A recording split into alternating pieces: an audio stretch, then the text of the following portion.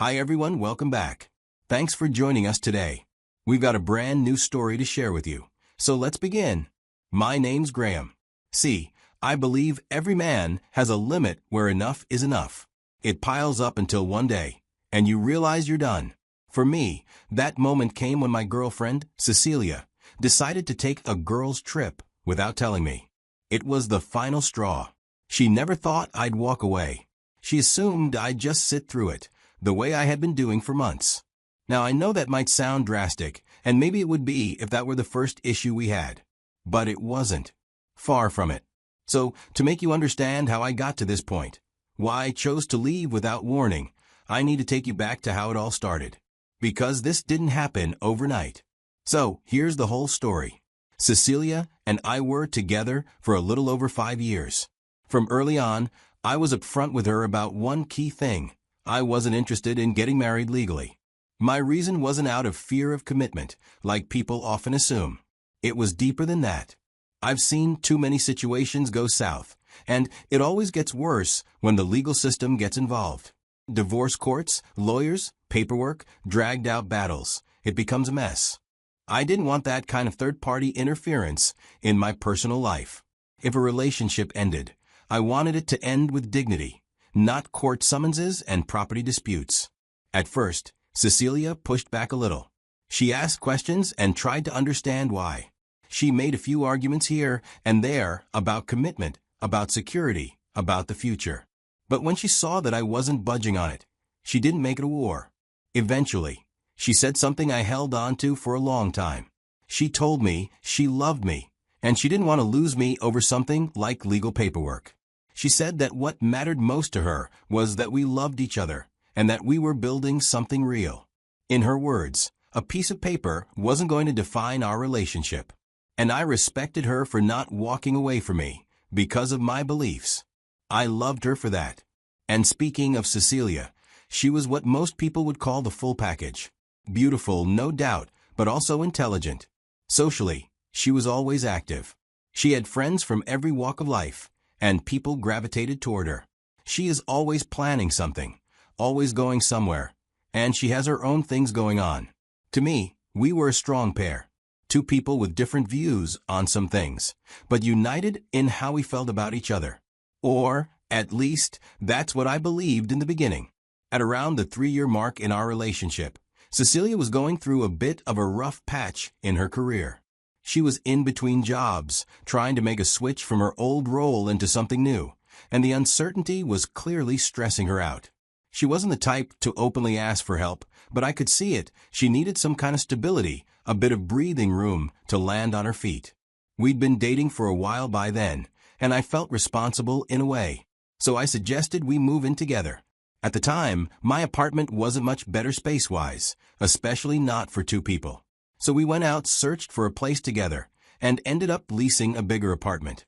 We signed a joint lease, put both our names on it. Living together also meant we had to be more intentional about our finances. We started combining some expenses. Nothing was strictly formal, but it became a habit. I naturally fell into the role of the planner. Cecilia, on the other hand, was more on the spontaneous side.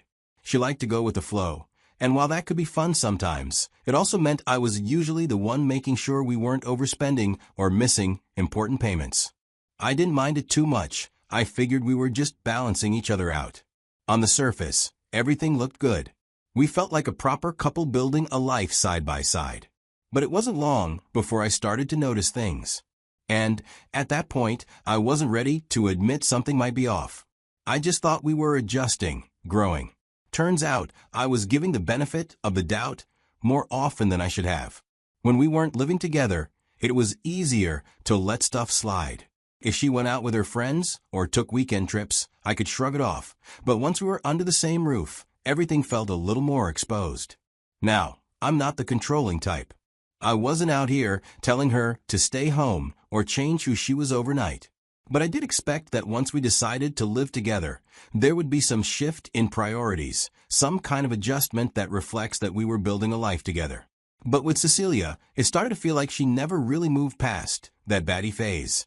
You know, the one where every weekend is booked with parties, girls' nights, or random out-of-town getaways. And look, I get it. People have their ways of unwinding. And I'm not anti-fun. But this wasn't just a once-in-a-while thing. It was starting to become a pattern. Almost every weekend. At first, I felt it wasn't worth bringing up. But over time, it started eating at me. There's a difference between being in a relationship and living like you're single with someone else in the house due to the person's prolonged absence. So, one morning, I finally decided to say something. I called her and I told her, look, I know we're not married, but this is still a committed relationship. And I'm not comfortable with how often you're out partying or doing all these girls' weekends. It doesn't feel right. I figured if this relationship was going to work, communication had to be part of it. To her credit, she didn't blow up or get defensive in that moment. She listened quietly, and after a pause, she said she hadn't realized it bothered me that much. In her eyes, it wasn't that serious. But, she added, if it was affecting me, she'd try to put some control on it. She said she loved me, and she didn't want me feeling like I came second to a good time. And I believed her. I remember thinking, all right, maybe we just hit our first real bump, but we handled it like adults. For a while after that, I felt reassured, and that gave me hope that we were on the same page after all. Those next few months felt peaceful. We had our typical little misunderstandings, but nothing major. Just the usual couple stuff. It wasn't perfect, but it felt like we had found a rhythm. I remember thinking, okay, maybe this could really last. But that's the funny thing about peace. It's often the calm before the storm. A little over 2 years into this new phase, things started to go bad again. The turning point for me was our joint account. Now, ever since we moved in together, we have decided to share finances to some degree. We each kept a personal account, but we also had one joint account for rent, groceries, bills, basic shared stuff. We agreed to be transparent with it. But one day, I was reviewing the bank statement, just doing my usual end-of-month check, and I noticed something weird. There were charges that didn't line up with what Cecilia had told me. She'd said she was going out of town to visit family for the weekend, but some of the transactions were made in a completely different area, nowhere near her family's place, and it made no sense given where she said she was. Still, I didn't bring it up, but letting it go didn't make the feeling go away. In fact, the longer I sat with it, the more it gnawed at me. I didn't want to believe we were slipping again, but the suspicion just kept growing. One Saturday, I had the weekend off, so I was home. Cecilia had invited a couple of her friends over. That wasn't unusual. They were all sitting in the living room while I was in the bedroom with the door slightly open.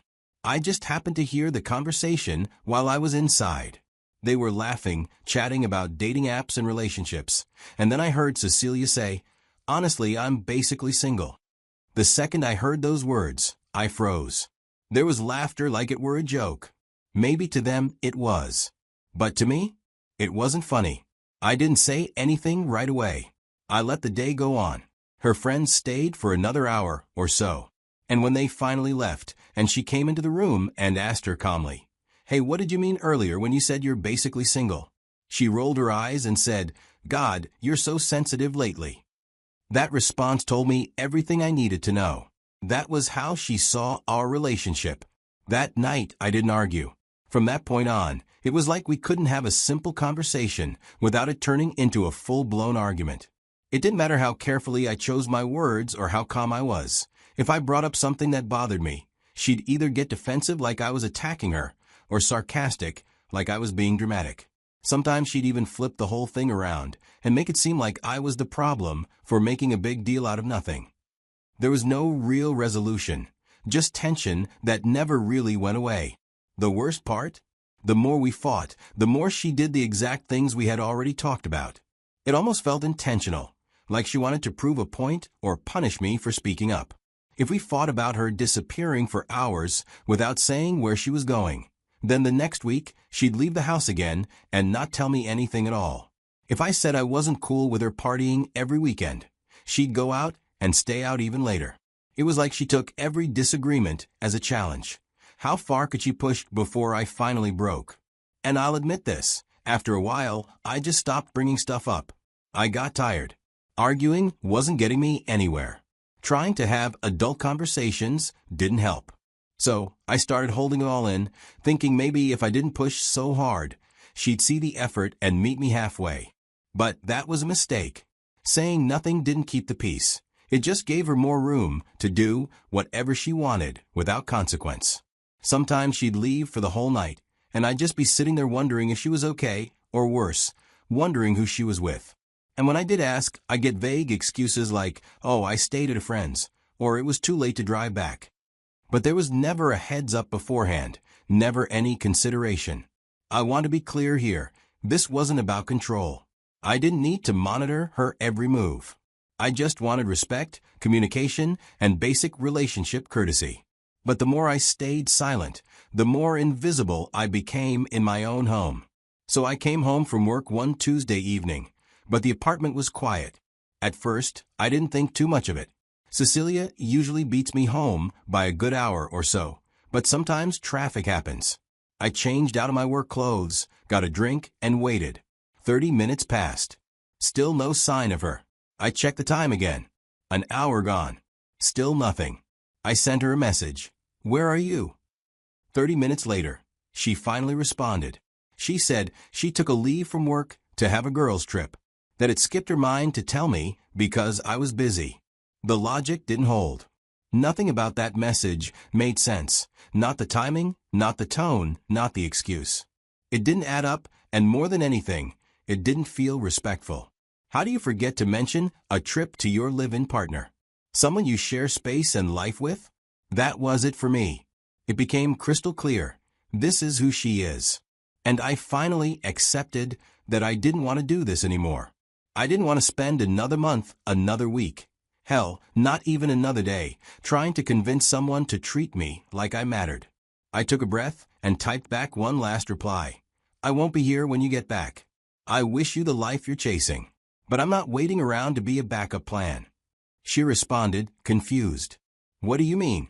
But I didn't reply. I had already said everything I needed to say. For once, I didn't let her draw me into another round of emotional back and forth. That night, I packed up everything I owned. Anything that had my name or my energy attached to it, I took it. I didn't leave a single item behind for her to use as an excuse to contact me again. By the next morning, I had moved out. I went straight to the leasing office and applied to remove my name from the lease. I cut off her contact, blocked her on everything. She tried reaching out.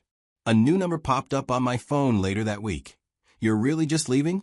Then we can talk. But I didn't respond because I meant what I said. I was done. So, a few days go by. I knew the date she was supposed to be back from her little girl's trip. She called me that evening with another new number, probably right after unlocking the door and realizing what had happened. I didn't know it was her, so I picked, but when I heard her voice, I ended it. She called back, but I let it ring. Then she called again, and again. I didn't answer. She moved from calls to texts. Same number. The first message said, "You're really just leaving?" Then another one followed. "We can talk about it." I looked at the screen for a while. I just felt done because everything I had to say, I had already said. I blocked the new number and went on with my evening. And that's where I'm at now. I know some of you watching might be thinking, why didn't you at least give her a final conversation? A proper ending. But here's what I'll say. Sometimes people mistake your silence for cruelty when it's actually mercy. When someone shows you over and over that your peace doesn't matter to them, eventually, you choose it for yourself. Quietly. So what do you all think? Was I wrong to leave like that? If you were in my shoes, what would you have done? Let me know in the comments.